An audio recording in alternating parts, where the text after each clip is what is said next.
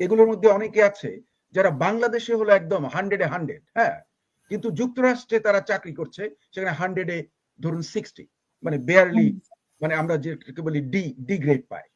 তা এখন এদেরকে নিয়ে করা হচ্ছে, এরা কেন ওটাকে ক্লিয়ার করলো না? ওরা হয়তো উইন করে গেল, হ্যাঁ, উইন করে গিয়ে এই মবক্রেসির যারা নেতা ওরা বললো যে এগুলো আমরা একটাও মানবো না, আমরা এখানে করব রাজতন্ত্র।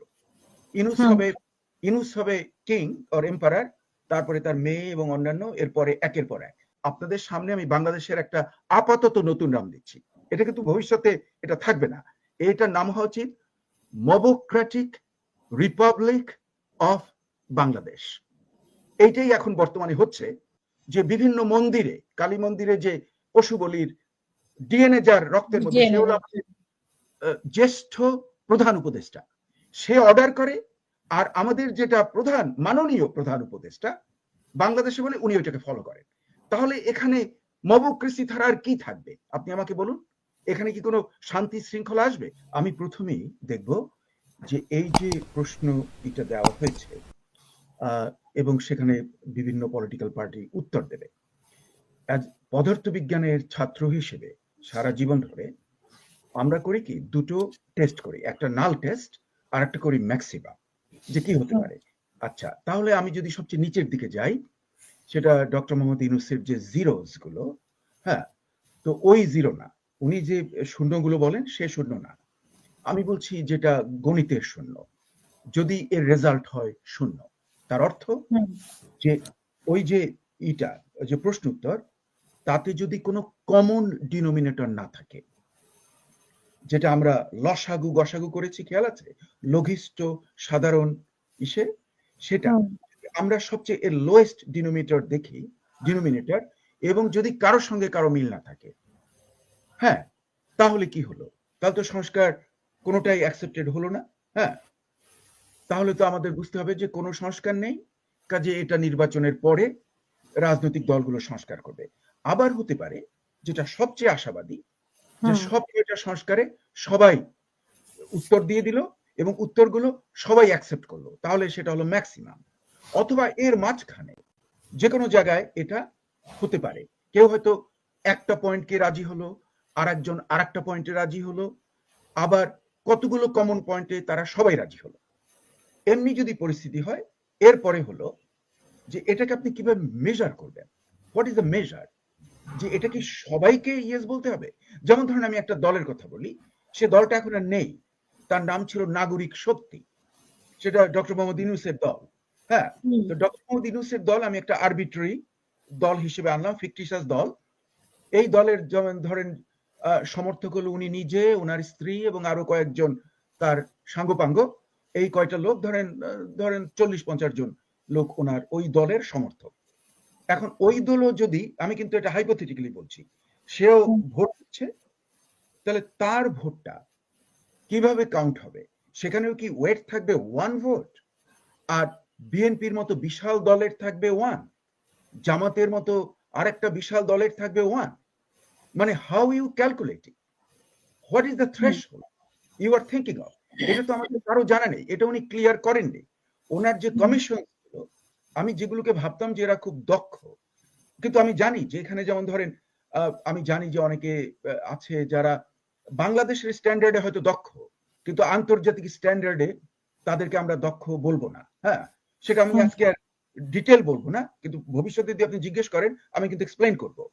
এগুলোর মধ্যে অনেকে আছে যারা বাংলাদেশে হলো একদম 100-এ 100, হ্যাঁ, কিন্তু যুক্তরাষ্ট্রে তারা চাকরি করছে সেখানে 100-এ ধরুন 60, মানে বেয়ারলি, মানে আমরা যেটাকে বলি ডি গ্রেড পাই।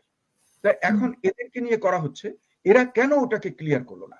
যে এই যে ডেটা আমরা দিলাম, এটাকে তোমরা উত্তর দিচ্ছ, কিন্তু এখানে ওয়েটটা হলো এরকম, হ্যাঁ, সেরকম তো কোনো মেজারমেন্ট নেই।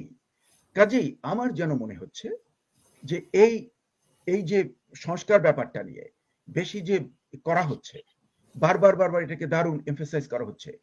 আমরা জানি যে কোনো অভ্যুত্থানের পরে যে রিফর্মস গুলো করা হয়, সংস্কারগুলো করা হয়, আমাদের চোখের সামনে এক্সাম্পল আছে ফ্রান্সের বিপ্লবের পর আমরা সবাই জানি 1789-এ ফরাসি বিপ্লবে বাস্তিল দুর্গের পতনের পর থেকে এরপরে আমরা কি দেখছি, বারবার বারবার নতুন সংস্কার হচ্ছে।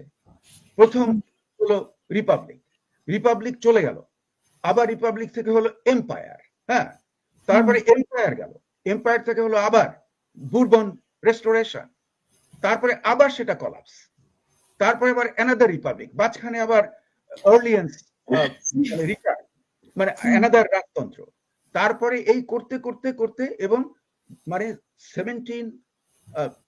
89 থেকে 1799 পর্যন্ত এই 10 বছরে আমরা দেখলাম যে যারা বিপ্লব করেছিল এবং সেই বিপ্লবীদের প্রায় সবাই শেষ, একজন আর একজনকে মেরে ভর্তা বানিয়ে দিয়েছে। তো শেষ পর্যন্ত দেয়ার ইজ নো রেজাল্ট। কতগুলো জিনিস অবশ্য পৃথিবীকে হেল্প করেছে, যে রাইটস অফ দ্য ম্যান, এটা পৃথিবীকে ভবিষ্যতে হেল্প করেছে, কিন্তু এটা ছিল একটা কেওস। আমি কেন এই কথাটা বললাম, যে এই যে সংস্কার নিয়ে আমরা খুব বাড়াবাড়ি করছি।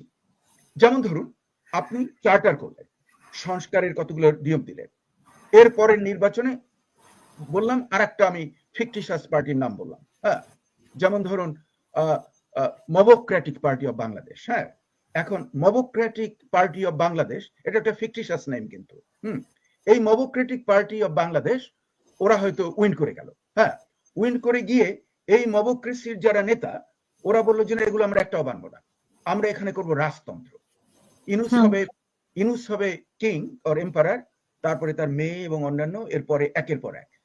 কে বাধা দেবে? তার অর্থ এনফোর্সমেন্টের জন্য কি আছে? আপনি এনফোর্সমেন্ট করতে পারেন? করতে তো পারেন না। বাংলাদেশে তো আমরা বারবার এটা দেখেছি, পৃথিবীর অন্যত্র দেখেছি, কোথায় মানে এনফোর্সমেন্ট। এজন্য দরকার জনগণ, জনগণকে যদি আপনি সম্পৃক্ত করতে পারেন, জনগণের যদি বুদ্ধিবৃত্তির সঙ্গে আপনার সংস্কার মিলে যায়, তাদের নিজস্ব চাওয়া পাওয়ার সঙ্গে যদি মিলে যায়, হ্যাঁ, তাহলে সেই সংস্কার টিকে থাকে। তবে আপনি দেখুন আমাদের দেশে জনগণের এখন চাওয়া পাওয়া কি? চাওয়া পাওয়া দ্রব্যমূল্যের দাম কম, লেবুর দাম 60 টাকা না, লেবুর দাম 25 টাকা। এটা হলো জনগণের ইচ্ছা, জনগণের আকাঙ্ক্ষা, হ্যাঁ, তারা চায় ভালো একটা ইফতারি করার জন্য, এই বাংলাদেশের জনগণ, হ্যাঁ, ভালো একটা খাওয়া, তারা হাঁটতে চায় রাস্তায় ভয় না করে, যে না আমাকে একটা কেউ ছিনতাই করে নিয়ে যাবে, শান্তি শৃঙ্খলা। একটা লোক তার বাড়িতে থাকবে, সে ভাববে না যে 2 দিন পরে কিছু লোক এসে এই মবোক্রেটিক পার্টির আর একটা মানে উপদল, তারা এসে আমার বাসাটা এসে দখল করে ফেলবে, লুট করবে এসে। এই যে জিনিসগুলো, এই জিনিসগুলো হলো মানুষের চাওয়া পাওয়া। আপনি যদি এখন বাংলাদেশের সরকারের পক্ষ থেকে তো বলা হচ্ছে মব করা যাবে না, তারপরেও তো আমরা দেখছি যে এটা থামছে না। থামছে না তো, তার তো কারণ আপনি ক্লিয়ার। কারণ মব যেখানে করা হচ্ছে, আমরা কিন্তু দেখছি সাংবাদিকরা কিন্তু ওখানে গিয়ে হাজির, থ্যাঙ্কস টু দি সাংবাদিক। বাংলাদেশের সাংবাদিকরা কিন্তু খুব দক্ষতা দেখাচ্ছে, তারা কিন্তু সঙ্গে সঙ্গে গিয়ে, প্রশাসন উপস্থিত নাই কিন্তু সাংবাদিকরা অনেক ভরপুর। এইটাই আমি বলছি যে শুধু তাই নয়, সাংবাদিকরা কিন্তু ছবিও তুলছে সবার, এভরিহোয়ার। আপনি ছবি তুলছে 35 ডিস্ট্রিক্টে যে লুটপাট করেছে, আগুন দেওয়া হয়েছে, এটা সেটা করা হয়েছে, এই যে একটা মবোক্রেসির রুল তৈরি করা হচ্ছে, এগুলো তো ছবি আছে সব জায়গাতে, কোথাও কি বিচার হয়েছে? আমরা তো জানি বুলডোজার কারা পাঠিয়েছে, এটা তো ক্লিয়ার কাট। তো এই বুলডোজার যারা পাঠিয়েছে তাদের সঙ্গে কিন্তু ওই যে ধরুন আমি একটা ফিকটিশাস পার্টির নাম আবার বললাম, মবোক্রেটিক পার্টি অফ বাংলাদেশ।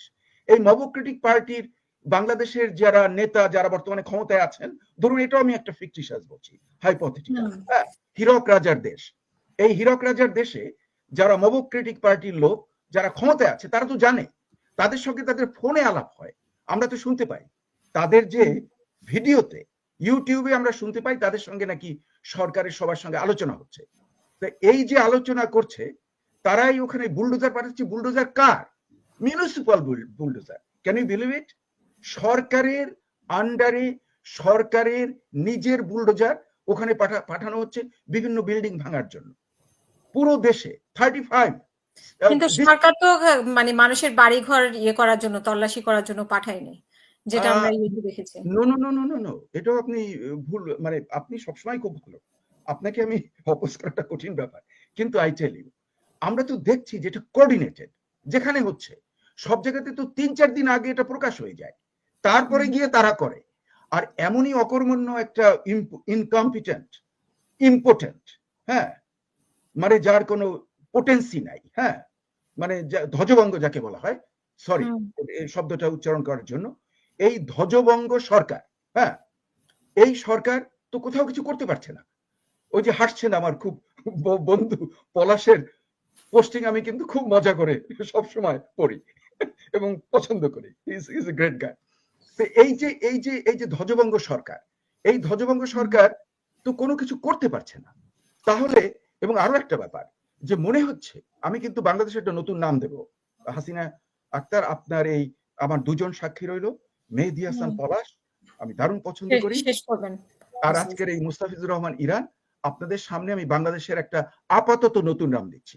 এটা কিন্তু ভবিষ্যতে এটা থাকবে না, এটার নাম হওয়া উচিত মবোক্রেটিক রিপাবলিক অফ বাংলাদেশ। এইটাই এখন বর্তমানে হচ্ছে।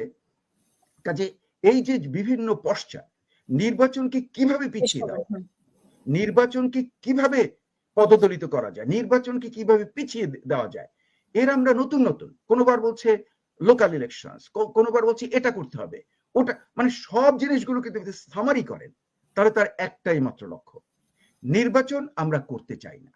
আমরা হালুয়া রুটির মজা পেয়েছি, খুবই স্বাদ, ওরে বাপরে বাপ, হালুয়া রুটির যে কি মজা। আগে আমি পড়তাম স্পঞ্জের স্যান্ডেল, ছেঁড়া প্যান্ট, হ্যাঁ, এবং আমার চেহারা ছিল দারুণ রুক্ষ উস্কো, আমি আমি মেসে ঘুমাতাম। হঠাৎ করে আমি এখন একটা ভালো বিছানা, ভালো খাবার, ভালো গাড়ি, হেলিকপ্টারে 1 সপ্তাহে 22 টাইমস, হ্যাঁ, এই যে একটা মহান এক্সপেরিয়েন্স, হ্যাঁ, আপনি চিন্তা করে দেখুন। আমি ভাবি মাঝে মাঝে যে এরকম যদি না, আমার অনেক সুযোগ আছে এখানে, I am doing very well, কিন্তু তাও যদি এরকম আমি যদি ফ্রি 22 টাইমস হেলিকপ্টারে ঘুরতাম, তাহলে তো পৃথিবীর মানে দেখতাম নিচের লোক কি করছে, নেচার দেখতাম, সুন্দর বাংলাদেশের সুন্দর নদী প্রবাহিত হচ্ছে, সবুজের সমারোহ। ও মাই গড, এটা কি ছাড়া যায়? আপনি বলুন, এটা তো আমি ছাড়তে চাই না। এবং চিন্তা করে দেখুন যে পাপেট মাস্টার, হ্যাঁ, ও আমি আরেকটা কথা বলে এই অংশটা শেষ করব। বাংলাদেশে আমি দেখছি যে দুজন পাপেট মাস্টার, একজন হলো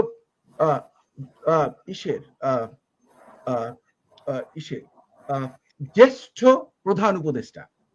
জ্যেষ্ঠ প্রধান উপদেষ্টা কিন্তু বাংলাদেশের ভেতরে থাকেন না, উনি থাকেন বাইরে, হ্যাঁ, জ্যেষ্ঠ প্রধান উপদেষ্টা।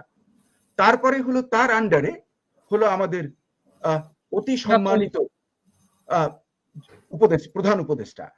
তাহলে ওই যে জ্যেষ্ঠ প্রধান উপদেষ্টা, সে কিন্তু বাইরে থেকে কলকাঠি নাড়াচ্ছে, সে বলছে যে কখন বুলডোজার যেতে হবে, কখন ধ্বংস করতে হবে, কোথায় গিয়ে মারপিট করতে হবে, কোথায় গিয়ে পশু বলি দিতে হবে। হ্যাঁ, আপনি তো জানেন যে যার রক্তের ভেতরে পশু বলির ডিএনএ রয়েছে, হ্যাঁ, রক্তে প্রবাহিত হচ্ছে পশু বলির ডিএনএ, যে বিভিন্ন মন্দিরে, কালী মন্দিরে যে পশু বলির ডিএনএ যার রক্তের মধ্যে, সে হলো জ্যেষ্ঠ প্রধান উপদেষ্টা, সে অর্ডার করে। আর আমাদের যেটা প্রধান মাননীয় প্রধান উপদেষ্টা বাংলাদেশে বলে, উনি ওইটাকে ফলো করেন। তাহলে এখানে মবক্রেসি ছাড়া আর কি থাকবে? আপনি আমাকে বলুন, এখানে কি কোনো শান্তি শৃঙ্খলা আসবে? এই জন্য আমি কিছুদিন আগে আপনাদেরকে বলেছিলাম যে অবিলম্বে নির্বাচনের ঘোষণা করতে হবে, পুরো স্ক্যাজুয়াল, যেটা শিডিউল বলি আমরা, তফসিল ঘোষণা করতে হবে ক্লিয়ার কাট ল্যাঙ্গুয়েজে, না ধানাই পানাই না যে ও হতে পারে ডিসেম্বরে। আমি তো ওই যে দ্বিতীয় যে আমাদের পাপেট মাস্টার বাংলাদেশে যিনি আছেন, ওনার এই লাস্ট কথাও যে শুনলাম একটা বিদেশি এজেন্সিতে, উনি বললেন যে নির্বাচন হতে পারে ডিসেম্বরে। কেন হতে পারে? কেন বলছেন না যেটা হবে? তা তো বলছেন না। তো আপনি সবসময় ঘুরাচ্ছেন, ধানাই পানাই করছেন। আপনার 3টা জিরোর খবর আমরা রাখি, কিন্তু এখন আমি দেখতে আসছি যে আপনার সব জিরো গুলো যদি আমি অ্যাড করি তাহলে একটা বিরাট অশ্বলিম্ব, মানে আপনার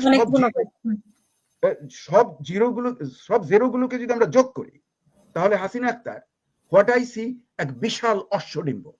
এই অশ্বডিম্ব নিয়ে আপনি দেশে একটা সার্কাস করছেন। এবং মানে কি আমি বলবো যে আমি যাকে দারুণ শ্রদ্ধা করতাম এক সময়, কিন্তু তার বর্তমান চরিত্র দেখে এই লোকটাকে আমি কি বলবো, এই ডেপুটি পাপেট মাস্টার, হ্যাঁ, যে নাকি বিদেশি একজনের আন্ডারে কাজ করে দেশে, এই পাপেট মাস্টারের 3টা জিরো এখন একটা বিরাট অশ্বডিম্ব জিরো হয়ে যাচ্ছে। এবং এটা আমার মনে খুব দুঃখ লাগে যে তার কিছু অবদান আছে, যে জন্য আমরা আগে নিজকে খুব মানে আমরা অহংকার করতাম যে আমাদের এই লোক এই ই করেছে কন্ট্রিবিউশন, কিন্তু আমার যেন মনে হচ্ছে সমস্ত কন্ট্রিবিউশন অসংখ্য ধন্যবাদ। ধুলাট হয়ে যাবে।